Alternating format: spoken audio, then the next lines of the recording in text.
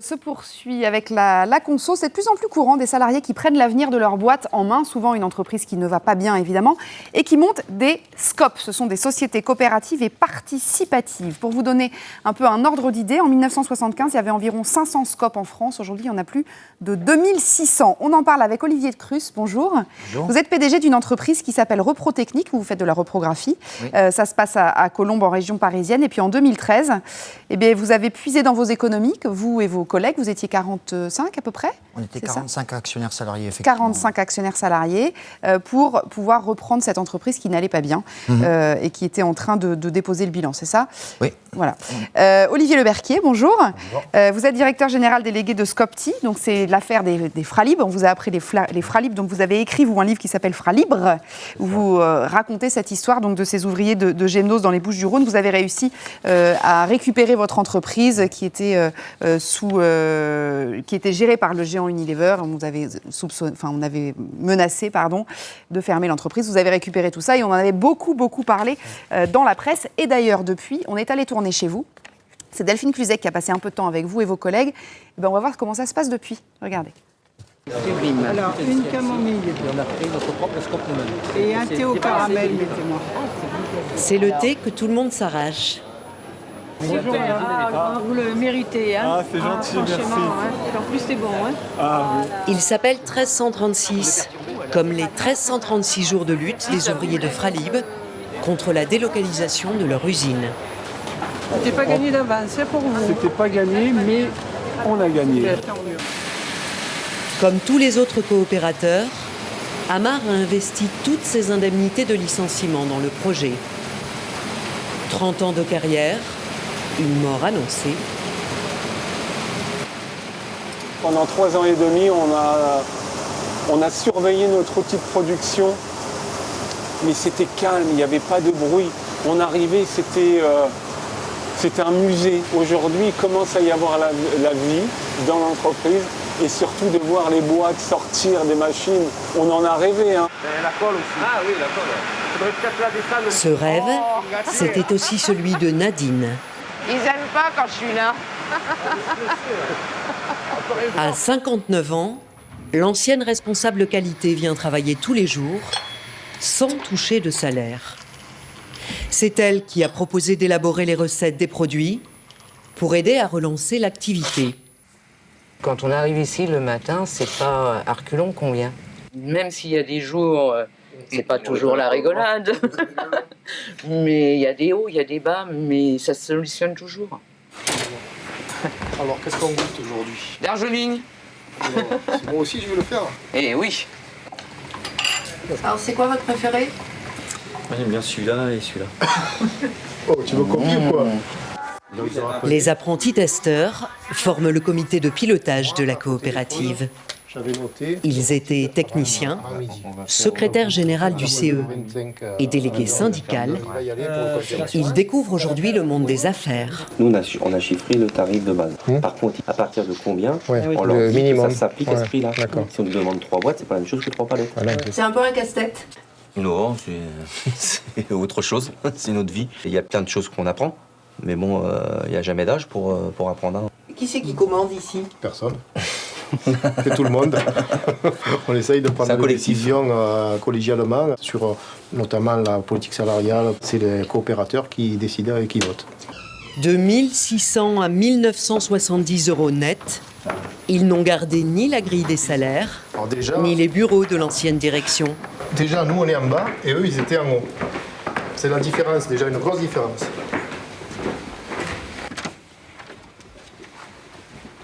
C'est tel que c'était. Il y a la poussière d'ailleurs. C'est la préhistoire. Il avait le même titre que moi. Et... Ouais, je ne me sentirais pas là, moi. Vous n'avez pas envie de vous asseoir? Ah non, ah non. Bonjour. Monsieur. Désormais, les anciens syndicalistes doivent pactiser avec certains de leurs ennemis d'hier, la grande distribution. Aujourd'hui, ce sont les représentants de l'hypermarché voisin qui viennent visiter l'usine. Potentiellement, à l'instant T, on peut fabriquer jusqu'à 27 produits différents en même temps. Voilà. Cette grande enseigne Ils n'ont même pas eu à la courtiser. C'est elle qui a démarché la coopérative pour vendre ses produits. Ils ne sont pas rancuniers parce qu'on leur a fait quelques misères de temps en temps. On est bons joueurs, mais bon, c'est toujours resté correct malgré tout. À l'époque du combat, les Fralib ont souvent vidé les rayons des supermarchés pour sensibiliser les clients. Aujourd'hui, c'est ici qu'une autre bataille commence. Réussir à vendre ce thé pour lequel ils ont tant lutté. Alors, ce sujet, il a été tourné déjà il y a quelques mois. Depuis, ça a évolué. Nadine, cette femme qu'on voit qui est responsable qualité, vous me disiez, depuis, elle a été embauchée. Voilà, maintenant, elle est en CDI à Skopti. Bonne nouvelle. Voilà, bonne nouvelle. Bonne nouvelle. Le fait d'avoir un combat très médiatisé, ça vous a aidé aussi? Oui, je pense que sur le démarrage, on est d'ailleurs... Souvent, quand on parle de Skopti, on ne pense pas forcément à nous. 1336, ça commence à donner un petit peu de qui on parle. Et c'est surtout quand on dit on est les ex-Fralib, là, ça parle tout de suite. Du coup, on sait. Là, du coup, on sait. Olivier Cruz, comment ça marche chez vous désormais? Ça fait quelques années maintenant. Les chiffres sont bons? Donc, les chiffres sont bons, hein, puisqu'on a créé quand même, sur un espace de 3 ans, 9 emplois. Donc, on en est très fiers. Et puis on est aujourd'hui en développement de chiffre d'affaires. Et puis, on a des beaux projets en perspective. Donc, avec notamment... un conventionnement avec la Direct du 78 pour être entreprise d'insertion, donc qui va nous permettre de passer encore un autre palier. Comment ça s'est passé quand vous avez décidé de vous rassembler en SCOP avec les autres salariés? Tout le monde était d'accord ou pas? C'est pas évident. Alors évidemment, tout le monde n'est pas d'accord, hein, en fait. Il s'agit d'abord de fédérer. Nous, en plus, on avait très peu de temps, puisque en fait, en 2 mois et demi, on était en situation de liquidation. Il a fallu trouver 1 million d'euros. Il a fallu convaincre les salariés. Je pense que les salariés étaient très attachés à l'entreprise, et c'est ce qui a fait notre force. Avec les clients, bien entendu, puisque 40 de nos clients nous ont fait des lettres de soutien qui nous ont aidés sur le dossier de reprise. En fait. D'ailleurs, on le voit dans les rayons de supermarchés, là, les gens viennent vous parler. Ça crée vraiment une vraie relation avec les clientèles, du coup. Ah oui, j'étais hier dans le magasin justement en question, parce qu'on a refait une opération hier avec eux. Et le chef de rayon me disait que depuis notre arrivée dans le rayon, on a boosté les ventes de l'ensemble du rayon de 25%. Ah oui, c'est ça. Et principalement, on est le leader du rayon à Auchan-Aubagne. Et on représente 13% de son chiffre d'affaires, donc c'est énorme. Et puis alors, il y a quelque chose, alors évidemment, l'entreprise va bien, ça se passe bien, etc. Puis il y a quelque chose qui est important, du coup, Olivier Cruz, c'est que vous dites que les salariés, ils ne se comportent pas du tout de la même façon. C'est-à-dire qu'on ne vient plus bosser de la même manière, on se sent totalement concerné par ce qu'on fait, on est plus motivé et on est plus vigilant aussi. Oui, tout à fait. C'est-à-dire ce qui s'est passé, nous, la différence avec Fralib, c'est vrai que notre projet s'est inscrit en continuité directe, c'est-à-dire qu'il n'y a pas eu d'interruption d'activité. Donc du jour au lendemain, on a pu voir effectivement des gens devenir force de proposition. Là où, très honnêtement, nous, on pensait qu'ils étaient de très bons opérateurs, mais ils n'iraient pas plus loin. Donc, c'est un élément positif, en fait, par rapport à la motivation des gens et par rapport au fonctionnement de l'entreprise. Et dans les rapports avec les salariés au sein de l'entreprise, que vous restez le directeur ? Oui, je dirais qu'il y a des espaces d'expression pour chacun, c'est-à-dire qu'il y a des moments où effectivement l'ensemble des salariés peuvent s'exprimer, il y a un conseil d'administration qui est élu, le conseil d'administration auquel je rendais compte, et puis après il y a une organisation qui est en place, qui dirige l'entreprise au quotidien. Il n'y a rien qui change, si ce n'est qu'il y a des fenêtres, il faut que chacun respecte les fenêtres d'expression, et donc ça se passe plutôt bien. Et puis peut-être aussi finalement l'image du statut, l'image et le statut, je veux dire, du salarié et du patron qui change finalement. Disons que le patron doit être beaucoup plus vigilant, c'est clair, puisqu'on est jugé au quotidien dans notre attitude et dans nos résultats. Donc c'est vrai que ça change pas mal de choses.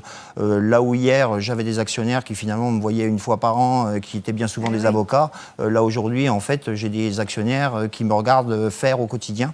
Et donc c'est clair que ça change pas mal de choses. C'est sûr qu'on doit rendre compte. Vous disiez vous étiez 44 au début, là vous avez pu embaucher pas mal. Donc on était 45 actionnaires salariés, on était reparti avec 66 employés, et donc depuis on a créé 9 emplois et on est propriétaire de l'entreprise puisque les emprunts initiaux ont été intégralement remboursés là aujourd'hui, donc on est une entreprise entre guillemets normale. Et chez Skopti, est-ce que l'histoire de la boîte a donné des leçons, c'est pas péjoratif ce que je veux dire, mais a donné des leçons pour l'avenir, des leçons pour la gestion? Oui, ça a aidé pour ça aussi. Oui, bien sûr, puisque nous, on fait partie de ceux qui pensons qu'on a notre histoire, on construit son futur avec son passé. Et donc, tout ce qui fonctionnait bien, on n'a pas dit parce que c'était avec Unilever, on va le raser. Donc, tout ce qui fonctionnait bien, on l'a gardé. Et par contre, tout ce que nous, on considérait qu'on a combattu pendant des années, là, on l'a reconstruit complètement différemment, avec nos valeurs à nous et notre manière de fonctionner. Et puis peut-être des décisions stratégiques qui ne sont pas prises de la même manière. Ah, complètement. Nous, on le dit dans le reportage, la politique salariale, ça a été un long processus de 9 mois qui a été discuté avec l'ensemble des coopérateurs et décidé tous ensemble. Et pour vous donner une idée, avec Unilever, on était à une répartition entre le plus bas et le plus haut de un écart de 1 à 310. Aujourd'hui, on est un écart de 1 à 1,25. Donc, il n'y a plus rien à voir. Effectivement. Est-ce que l'un et l'autre, vous auriez retravaillé dans une entreprise dite classique ? La question ne nous s'est pas posée comme ça. Nous, on s'est tout de suite battu dès septembre 2010 pour maintenir l'activité industrielle et les emplois. Donc c'était la priorité. Et nous, on rêve d'un réel changement de société. Donc on continue à militer dans ce sens-là. Après, on ne connaît pas l'avenir. Nous, ce qu'on veut, c'est pouvoir continuer à vivre dans la scope et vivre des fruits de notre travail. Ça fonctionne bien pour le moment. Et vous pourriez aller travailler dans une entreprise classique ou pas ? Alors moi c'est une question, je pense que, après c'est une question qu'on peut toujours se poser légitimement, mais bon je dirais que là tant qu'on s'amuse et c'est un peu le leitmotiv aujourd'hui dans l'entreprise, c'est de s'amuser, c'est construire en s'amusant. Je pense que ça il y a aucune raison qu'on aille voir ailleurs. Hein. Il y a un esprit d'équipe qui se crée évidemment. Merci beaucoup d'être venu nous voir pour nous parler de tout ça. Alors évidemment pour aider les SCOP, qu'est-ce qu'on fait nous consommateurs ? On consomme et comme ça on leur donne un petit coup de main. Alors à partir de janvier 2017, on va changer un peu de sujet, mais pas vraiment parce qu'on va rester un peu dans la grande distrib. À partir du mois de janvier, il va y avoir une expérimentation dont on a déjà parlé d'ailleurs. Les industriels vont devoir indiquer sur leurs produits l'origine du lait et l'origine de la viande dont sont faits leurs produits. Est-ce que j'ai bien tout géré ça et j'ai bien tout expliqué, François Carlier ? Oui, tout à fait. En fait, le grand changement, c'est qu'aujourd'hui, il y a déjà l'origine sur les viandes quand c'est de la viande fraîche. Mais après, il y a la question des plats préparés, quand c'est des pizzas, des lasagnes, des pâtes, etc., où là, effectivement, il n'y avait pas l'origine de la viande et il y avait une vraie attente des consommateurs pour avoir cette origine. Et donc, à partir de janvier 2017, de manière expérimentale, l'origine sera indiquée. Alors, on va regarder tout ça en images, parce que Fabien Chadeau nous a préparé un petit sujet justement pour bien expliquer tout ça, puis on en parle ensuite. Après, vous me direz d'ailleurs quelle réserve vous mettez à ça. D'où vient la viande de ce plat de lasagne, de ces raviolis ou encore le lait de ces fromages ? Aujourd'hui, la provenance de la viande ou du lait d'un produit transformé est au mieux floue, en tout cas jamais précise. On ne sait pas d'abord de quel pays ça vient, souvent. Et puis, c'est vrai qu'on voudrait peut-être en savoir un peu plus, oui. L'étiquetage indiquera d'où vient la viande ou le lait. Et pour bénéficier de l'appellation d'origine France, 100% des ingrédients viande ou lait devront avoir été produits sur le territoire national, un gage de qualité pour la plupart de ces consommateurs. Moi, j'aime autant faire travailler nos agriculteurs que les voisins. Hein. C'est rassurant, c'est un plus. Pourquoi ? Tout à fait. Parce que la viande qui vient d'autres pays, genre pays de l'Est ou autre, on ne sait pas comment les animaux ont été élevés. Bon, je fais confiance à l'agriculture française. Un nouvel étiquetage était réclamé depuis le scandale des lasagnes à la viande de cheval, frauduleusement utilisée à la place de viande de bœuf.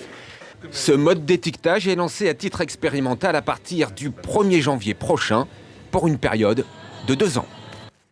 Alors François Carlier, ce qui est assez frappant, c'est qu'on s'aperçoit que l'origine du produit, finalement, c'est vraiment l'une des premières attentes du consommateur. C'est ça qui peut déclencher ou pas un achat ? Oui, tout à fait. En fait, le point de départ, c'était souvent des crises sanitaires. Hein. La première grande opération d'étiquetage de l'origine, c'était la viande bovine à la fin des années 90, à l'époque de la vache folle. Ouais. Là, c'est reparti, on le voit avec la crise de la viande de cheval. Donc, il y a un point de départ qui est souvent sanitaire. Finalement, avoir l'origine du pays, c'est une forme de réassurance sanitaire. Et puis, il y a d'autres aspects. C'est le soutien à une forme de relocalisation. C'est le lien avec le territoire. Finalement, Scopti, c'est les gens achètent parce que c'est un projet social original, mais c'est aussi parce que c'est fait dans les Bouches-du-Rhône. Et donc là, c'est la même chose. C'est aussi une forme de soutien aux filières locales. On se rapproche on devient locavore. On en parlait hier d'ailleurs dans cette même émission. Concrètement, ça va se traduire comment ? Il va y avoir un petit tampon sur l'emballage ? Comment ça... Oui, alors c'est-à-dire qu'effectivement, là, le problème qu'on avait maintenant, c'était les plats préparés. Hein. C'est là où il peut y avoir des problèmes d'abord de fraude, des problèmes sanitaires, ouais. Et c'est là où l'origine n'était pas mentionnée. Donc là, on mentionnera pour tous les produits qui ont au moins 8% de viande, donc 8% et 8% plus de viande, ils mentionneront l'origine de la viande utilisée ou des viandes utilisées, parce que parfois c'est plusieurs viandes qui sont utilisées, et à ce moment-là, il y aura origine France au niveau de l'étiquette où sont les informations nutritionnelles. J'avais lu 5%, moi, mais en fait, c'est 8%. Donc, vous avez obtenu gain de cause, parce que c'est ce que vous vouliez. Nous, on voulait que ça soit au moins 8%. On aurait voulu que ça descende jusqu'à 5%. Ah oui, c'est ça. Que ça descende jusqu'à 5%. C'est ça, j'ai inversé le... Voilà, c'est ça. Parce qu'en fait, évidemment, du coup, et c'est ça un peu qui fait partie des réserves que vous émettez, c'est que du coup, vous dites, le problème, c'est que soit on va se retrouver avec des plats qui contiennent moins de viande, soit on va se retrouver avec des plats qui seront moins riches, quoi. En fait, c'est un peu... C'est-à-dire qu'effectivement, quand on descend en dessous de 8%, on a pas mal de produits, notamment les produits premier prix. Parce qu'évidemment, premier prix, c'est-à-dire qu'il y a peu de viande. Grosso modo, c'est comme ça qu'on fait du pas cher. C'est la viande qui coûte le plus cher. Voilà, donc c'est assez logique. Donc, effectivement, vont échapper à cette initiative réglementaire pas mal de produits, enfin un certain nombre de produits, notamment les moins chers. Alors là, c'est aussi aux consommateurs d'agir. C'est de dire, ceux qui sont au-delà de 8% où il y a l'origine, je préfère acheter, et puis ceux où ce n'est pas indiqué, j'achète moins. Je dirais que c'est quand même... sauf que ce sont les produits les moins chers. Ce sont effectivement les produits les moins chers, mais il y a un geste qui peut être fait, parce qu'on trouve quand même des produits assez bon marché sur cette zone au-delà de 8%, et c'est effectivement les achats des consommateurs. En dessous de 8%, c'est en gros les raviolis, ce genre de choses en fait, ce sont des produits qui sont... c'est beaucoup raviolis, les pâtes préparées, enfin pizza, les pâtes préparées. C'est ce type de produits, certaines crêpes aussi. Donc là, on était sur la viande, sur le lait. Alors pour le coup, là, on a un étiquetage qui est quand même beaucoup plus conséquent. On est à 50%. Oui, 50% sur les préparations à base de lait. Donc c'est souvent les yaourts. Donc il y a guère que quelques crèmes caramel ou crèmes chocolat qui, du coup, vont échapper de crèmes lactées qui vont échapper à cette réglementation. Donc là aussi, c'est effectivement assez intéressant d'avoir cette origine. Notamment, on se souvient qu'il y a eu la crise de l'élevage qui était l'été dernier, en fait, il y a un an. Et donc, un moyen intelligent, je dirais, de faire du Made in France, c'est justement d'indiquer ce type d'origine, comme ça les consommateurs savent. Bien entendu. Alors donc, c'est expérimenté à partir du mois de janvier, et après, il va se passer quoi? C'est quoi le calendrier? On expérimente combien de temps, vous savez ça? Pendant 2 ans. Alors, ce qu'il faut dire, c'est que c'est la France qui a voulu être moteur sur ce sujet. Donc, elle a demandé l'autorisation à l'Europe de le faire. L'Europe a dit OK. Depuis, il y a certains pays qui envisagent de nous imiter, comme l'Italie. Donc on va voir ce que ça donne, on va voir si ça joue sur les comportements d'achat. Évidemment, les professionnels de la grande distribution disent s'il y a trop d'informations sur l'étiquette, après, il n'y a plus de place sur l'étiquette. Donc on va voir ce que ça donne. Mais nous, historiquement, on voit tous les affichages de l'origine, généralement, marchent très très bien. Par exemple, viande bovine française au moment de la vache folle, ça a été l'initiative d'un distributeur, puis après, tous l'ont fait parce que c'est devenu un standard. Bon, en tout cas, la bonne nouvelle, c'est que les consommateurs commencent à se responsabiliser sur leur mode de fonctionnement et leur mode de consommation. Merci beaucoup à tous les trois d'être venus nous voir sur le plateau de LCI. La suite, c'est le journal, tout de suite.